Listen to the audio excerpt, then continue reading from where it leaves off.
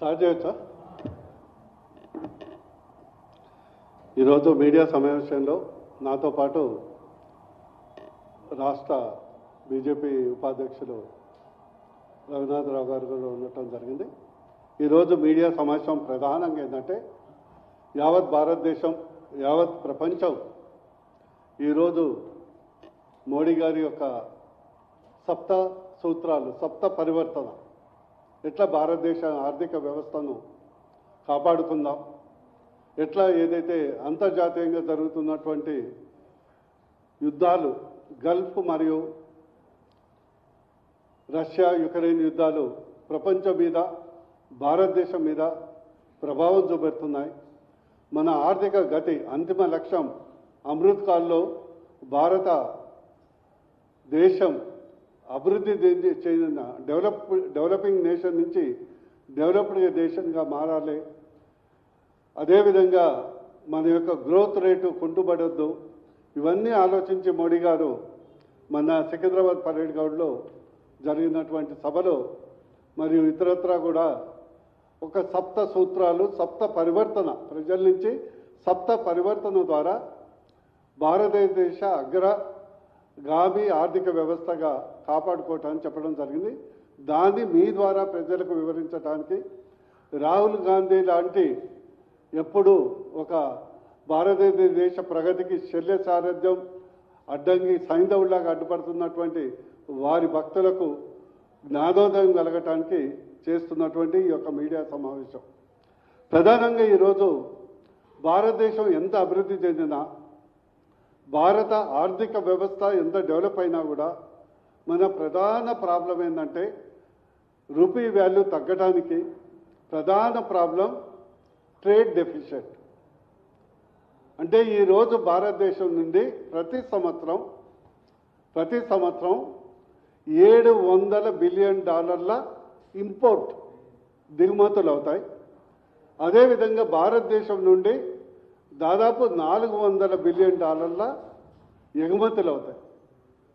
అంటే మనకు $300 billion trade deficit ఉన్నది. $300 బిలియన్ అంటే స్పష్టత కొరకు మన ఇండియన్ రూపీస్లో 25 లక్షల కోట్లు.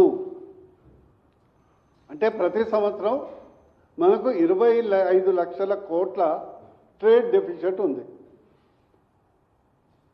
అంటే మన బడ్జెట్ 48 లక్షల కోట్లు కేంద్ర బడ్జెట్. అంటే దాదాపు 50% బడ్జెట్ అంతా ట్రేడ్ డెఫిసిట్ ఉన్నది. అందుకొరకు ఏ ఇంటి పెద్ద మనిషి అయినా మోడీ గారు మన 140 కోట్ల భారతదేశ కుటుంబానికి పెద్ద మనిషి చేపట్టి అనేక సూచనలు చేయడం జరిగింది. మున్ముందు విపత్తు రాకుండా కాపాడుకోవటానికి. మా డాక్టర్ భాషలో చెప్తాం, prevention is better than cure అని. ఇది అర్థం చేసుకోక చాలామంది ఇప్పుడే ఎందుకు చెప్తుండ్రు, మొదలే ఎందుకు చెప్పలేదు, తర్వాత ఎందుకు చెప్పలేదని అనేక శాపనార్థాలు పెడుతున్నారు.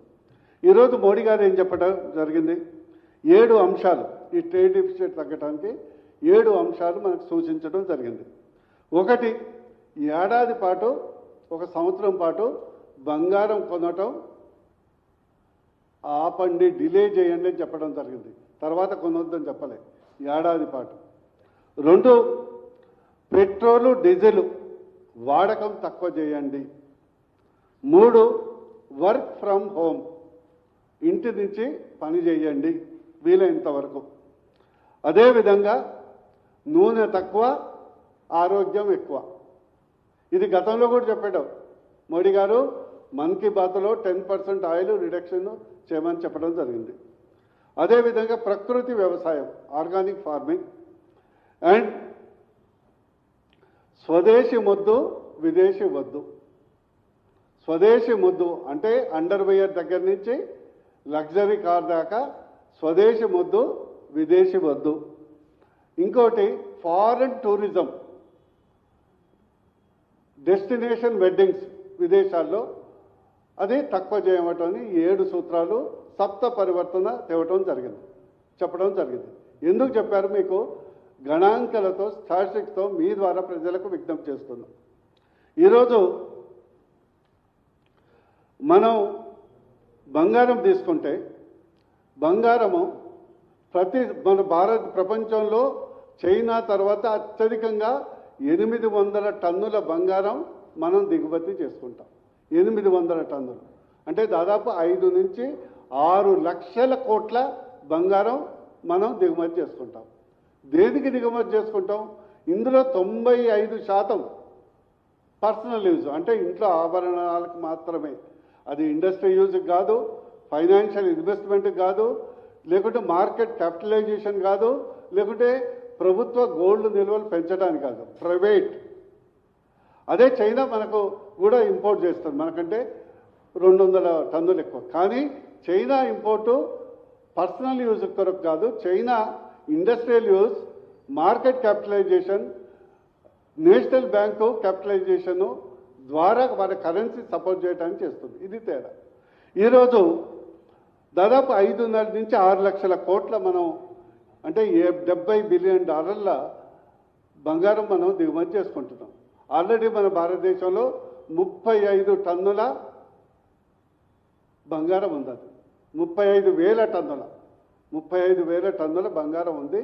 అంటే ప్రపంచంలో అత్యధికంగా బంగారం ప్రైవేట్ వ్యక్తుల దగ్గర ఉన్నది మన దేశంలో. ఈరోజు కేవలం 25% తక్కువ చేస్తే కొనటం, 25% తక్కువ చేస్తే 1,66,000 కోట్ల విదేశీ మారక ద్రవ్యం మనం ఆదా చేసుకుంటాం.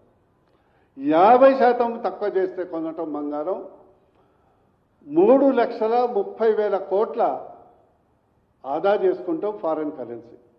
అదే 1 సంవత్సరం పాటు 100% మనం కొనుక్కుంటూ ఉంటే $70 బిలియన్ అంటే 6,60,000 కోట్ల ఫారెన్ కరెన్సీ ఆదా చేస్తాం. అంటే మన ఫారెన్ కరెన్సీ ఆదా చేస్తే రూపీ వాల్యూ ఎంత పెరుగుతుందో అర్థం చేసుకోండి. బంగారం తినుబండారం కాదు, బంగారం సంవత్సరం తర్వాత కూడా వచ్చొచ్చు. ఇంకో విషయం మీ ద్వారా ప్రజలకు చెప్తున్నా, ఈరోజు బంగారం ఈరోజు కొనుగోలు కంటే సంవత్సరం తర్వాత రూపీ వాల్యూ పెరిగినాక కొంటే ఈరోజు కొన్నదానికంటే ఎక్కువ బంగారం సంవత్సరం తర్వాత మనం కొనవచ్చు. అదే డబ్బు నువ్వు ల్యాండ్లో ఇన్వెస్ట్ చేసుకోవచ్చు, మార్కెట్లో ఇన్వెస్ట్ చేసుకోవచ్చు, మ్యానుఫ్యాక్చరింగ్లో ఇన్వెస్ట్ చేసుకోవచ్చు. మోడీ గారు ఆ బంగారం పైసలు ప్రభుత్వానికి ఇవ్వమని అడగట్లే. రెండోది పెట్రోల్ డీజిల్ మనకు తప్పదు. $130 బిలియన్ అంటే 11 లక్షల కోట్ల పెట్రోల్ డీజిల్ మనం దిగుమతి చేసుకుంటున్నాం. అది పెద్ద భారం. మనం ఎంత డెవలప్ అయినా కూడా అది కిందికి లాగుతుంది. ఈరోజు public transport, electrical vehicles, car pooling, అనవసరమైనటువంటి రవాణా తక్కువ చేసుకుంటే 25% తక్కువ చేసుకున్నా 3 లక్షల కోట్ల ఫారెన్ కరెన్సీ ఆదా చేసుకుంటాం. 3 లక్షల కోట్ల ఫారెన్ కరెన్సీ ఆదా చేసుకుంటాం. ఇకపోతే వర్క్ ఫ్రమ్ హోమ్, ఇంటి వద్ద నుంచి కరోనా టైంలో చాలామంది చేశారు కదా. ఈరోజు తెలంగాణ రాష్ట్రంలో జిఎస్డిపి మనకు వచ్చే ఆదాయంలో సంపదలో దాదాపు 45% నుంచి 50% సర్వీస్ సెక్టర్ నుంచే వస్తుంది. ఈ సర్వీస్ సెక్టర్ చాలా వరకు వర్క్ ఫ్రమ్ హోమ్ చేయొచ్చు. ఈరోజు వర్క్ ఫ్రమ్ హోమ్ 25% చేస్తే 12,000 కోట్ల ఫారెన్ కరెన్సీ మనకు మిగులుబాటు అవుతుంది. 50% చేస్తే 26,000 కోట్ల ఫారెన్ కరెన్సీ మనకు మిగులవుతుంది. భారతదేశ ఆర్థిక ప్రగతికి దోహదపడుతుంది. ఇకపోతే కుకింగ్ ఆయిల్, ఒక డాక్టర్గా చెప్తున్నా, మన ప్రపంచంలో ఎక్కడ లేనంత పర్ క్యాపిటా కుకింగ్ ఆయిల్ మనం వాడతాం. ఫ్రైడ్ ఫుడ్స్, సమోసా, మిరపకాయ బజ్జీలు, ప్రతి కూరలో కానీ చికెన్ కానీ మటన్ కానీ వెజిటేరియన్ కానీ ఆయిల్. ఈరోజు మనం 1,60,000 కోట్ల నుంచి 2 లక్షల వరకు కుకింగ్ ఆయిల్ మనం ఇంపోర్ట్ చేసుకుంటున్నాం. మలేషియా, ఇండోనేషియా, యుక్రెయిన్, రష్యా, ఇతర కంట్రీస్ నుంచి. ఈరోజు మనం ప్రతి ఇంట్లో, మధ్య తరగతి ఇంట్లో 4 లీటర్ల కుకింగ్ ఆయిల్ వాడితే 1 కిలో తక్కువ చేయండి. 1 కిలో తక్కువ చేస్తే భారతదేశానికి 25 ఎంత ఆదా అవుతుందో తెలుసా అండి? భారతదేశానికి 50,000 కోట్ల డాలర్స్ మిగిలిపోతుంది రూపీస్ వాల్యూలో. అంటే ఒక డాక్టర్గా చెప్తున్నా, మనకు భారతదేశంలో ప్రపంచంలో ఉన్న జబ్బులన్నిటిలో 30% మనమే జబ్బులు ఉన్నాయి. బీపీ కానీ, షుగర్ కానీ, కొలెస్ట్రాల్ కానీ, ఫ్యాటీ లివర్ కానీ, పొట్ట కానీ, ఒబేసిటీ కానీ. ఈరోజు కేవలం 10% ఆయిల్ తక్కువ చేయటం వల్ల 10% ఆయిల్ తక్కువ చేయటం వల్ల ఇండైరెక్ట్గా భారతదేశ ప్రజలకు 50,000 కోట్ల హెల్త్ బిల్లు, అంటే ప్రైవేటు హాస్పిటల్ కట్టే బిల్లు తగ్గిపోతుంది. అందుకొరకు మోడీ గారు చెప్పడం జరిగింది. ఏదో బీజేపీ పార్టీ కొరకు, మోడీ గారి కొరకు కాదు. ఇకపోతే న్యాచురల్ ఫార్మింగ్, ఇదివరకే నేను చెప్పాను 2 లక్షల కోట్ల ఫర్టిలైజర్ మనము గల్ఫ్ దేశాల నుంచి, యుక్రెయిన్ నుంచి, రష్యా నుంచి, ఇతర దేశాల నుంచి మనం దిగుమతి చేసుకుంటున్నాం. ఒక 20% ఆర్గానిక్ ఫార్మింగ్ చేసుకుంటే భూరక్షణ అవుతుంది. భూమి యొక్క సాంద్రత సాయిల్ మెరుగవుతుంది. ఇక ఆరోది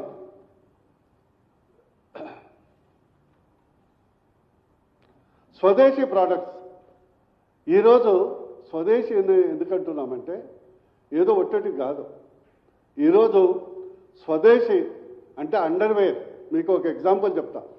కేవలం జాకీ ఫారిన్ అమెరికన్ బ్రాండు మన భారతదేశంలో 10,000 కోట్ల బిజినెస్ చేస్తుంది. 700 రూపాయలు ఒక్కొక్క అండర్వేర్. అదే భారతదేశంలో తయారయ్యే రామరాజు కానీ, డాలర్ కానీ, మిగతా కంపెనీస్ బ్రాండ్స్ కానీ వాడితే మనకు 10,000 కోట్ల ఆదా అవుతుంది ఫారిన్ కరెన్సీ. మీకు విషయం తెలుసు, నైకీ కానీ, జాకీ కానీ, ఫారిన్ బ్రాండ్ లక్స్ లాంటి సోపులు కానీ, ఇవన్నీ మళ్ళీ తయారయ్యేది ఇండియన్ కంపెనీస్, ఇండియన్ మెటీరియలే. ఓన్లీ వాళ్ళు లేబుల్ పెట్టి ఆ లాభాలన్నీ వేరే దేశాలకు తీసుకెళ్తారు. అందువరకు దయచేసి మనం 25% స్వదేశీ, అంటే మామూలు లగ్జరీ కార్స్ కూడా BMW బదులు తార్ కొనండి, టాటా కొనండి, మహేంద్ర కొనండి, బెంజ్ బదులు మన వెహికల్స్ కొనండి. దాంతో మనకు 25% మనం స్వదేశీ అవలంబించినా కూడా 2,30,000 కోట్ల ఫారిన్ కరెన్సీ మనం ఆదా చేసుకుంటాం. 2,30,000 కోట్లు. ఇక ఫారెన్ టూరిజం, మీకు ఓన్లీ శాంపుల్ చెప్తున్నా. Foreign tourism Thailand, Bangkok, Italy, Rome, America, cruise ships, ఎక్కడ భూమండలంలో ఎక్కడ పోయినా మన వాళ్ళే కనిపిస్తారు. ఈరోజు ప్రైవేటు టూర్ అంటూ లేదు ఇండియన్స్కు. మనం నాగ్పూర్ పోయినా గంతే ఉంటుంది, ఢిల్లీ పోయినా అంతే ఉంటుంది, థాయిలాండ్ పోయినా గంతే ఉంటుంది. అందరూ మన వాళ్ళే తిరుగుతూ ఉంటారు. ఎంత ఖర్చు పెడుతుందో తెలుసా? ఫారెన్ టూర్స్ మీద, నేను ఎడ్యుకేషన్ బిజినెస్ గురించి చెప్పట్లేదు, ఓన్లీ ఫారెన్ టూరిస్ట్ మీద, డెస్టినేషన్ వెడ్డింగ్ మీద 2,80,000 కోట్లు మన భారతదేశం ఖర్చు పెట్టి ప్రజలు. 2,80,000 కోట్లు. ఎంత ఫారెన్ కరెన్సీ మనం వేస్ట్ చేస్తున్నాం. భారతదేశంలో ప్రకృతిలో ఉన్నటువంటి అనేక టూరిస్ట్ స్పాట్స్ ఉన్నాయి. ఒక సంవత్సరం పాటు మీరు ఫారెన్ టూరిజం తక్కువ చేయండి.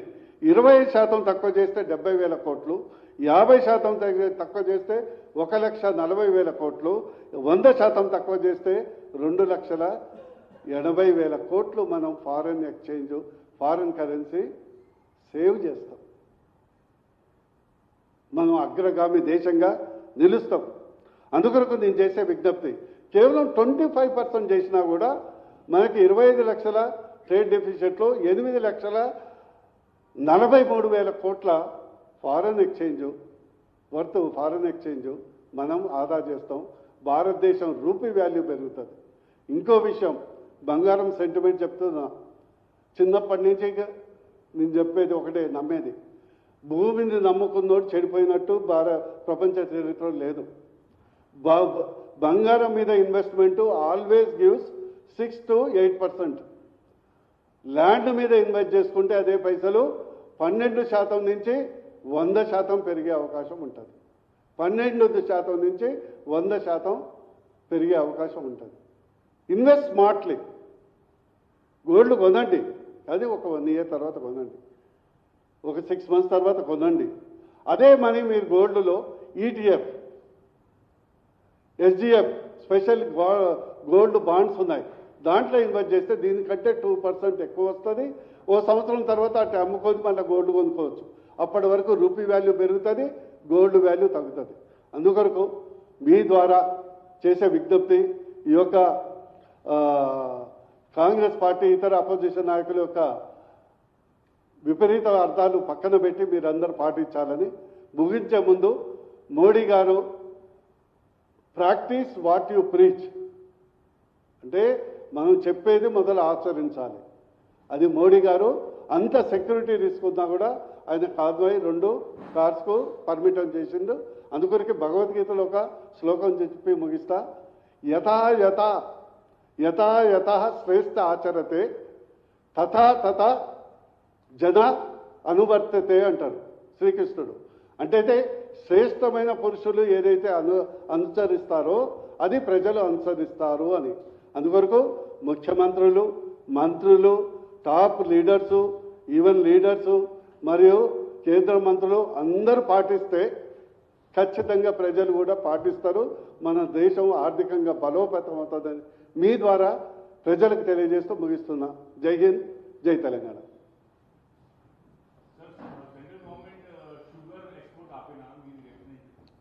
షుగర్ ఇంపోర్ట్స్ ఎందుకంటే ఇప్పుడు because of the world problem sugars మనం కామన్గా వాడేది.